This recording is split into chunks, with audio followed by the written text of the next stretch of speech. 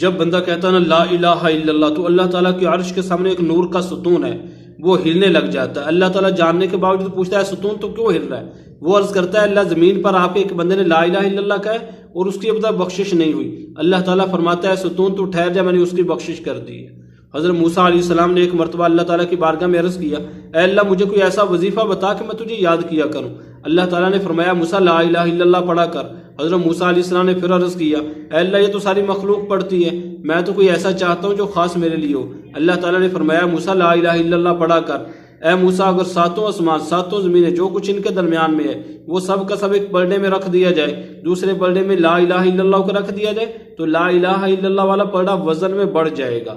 ایک مرتبہ حضرت ابوبکر رضی اللہ عنہ آپ صلی اللہ علیہ وسلم کی خدمت میں حاضر ہوئے، بڑے پریشان تھے۔ آپ نے فرمایا ابوبکر کیا بات ہے، میں تمہیں پریشان دیکھ رہا ہوں۔ عرض کیا یا رسول اللہ کل رات میرے چچا زاد بھائی کا انتقال ہو گیا، میں موت کے وقت ان کے پاس تھا، اس کی وجہ سے طبیعت پر اثر ہے۔ آپ نے فرمایا کیا تم نے اسے لا الہ الا اللہ تلقین کیا تھا؟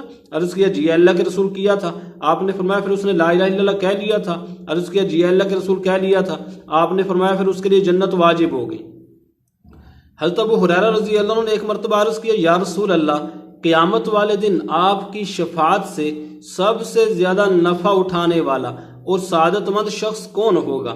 آپ نے فرمایا احادیث پر تمہاری حرص دیکھ کر مجھے یہی گمان تھا کہ یہ سوال تم سے پہلے کوئی اور نہیں کرے گا۔ اس کے بعد آپ نے فرمایا قیامت والے دن سب سے زیادہ نفع اٹھانے والا اور سعادت مند شخص میری شفاعت کے ساتھ وہ ہوگا جو دل کے خلوص سے لا الہ الا اللہ پڑھتا ہوگا۔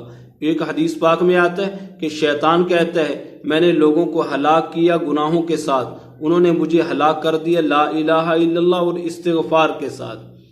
ایک حدیث پاک میں آتا ہے دو چیزیں ایسی ہیں جن کے عرش کے پیچھے کوئی بریک نہیں، ادھر سے بندہ کہتا ہے ادھر ڈائریکٹ عرش پہ جا پہنچتی ہیں۔ نمبر ایک لا الہ الا اللہ، نمبر دو والد کی دعا اپنے بیٹے کے لیے۔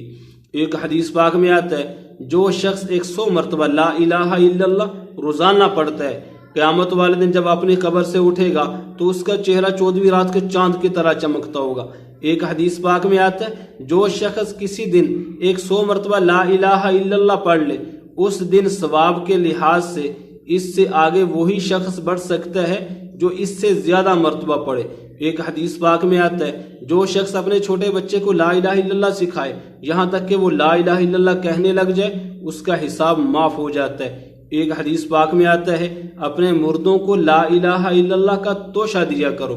ایک حدیث پاک میں آتا ہے جس شخص کو مرتے وقت لا الہ الا اللہ نصیب ہو جاتا ہے اس کے گناہ ایسے ختم ہو جاتے ہیں جیسے سیلاب کی وجہ سے تعمیر ختم ہو جاتی ہے۔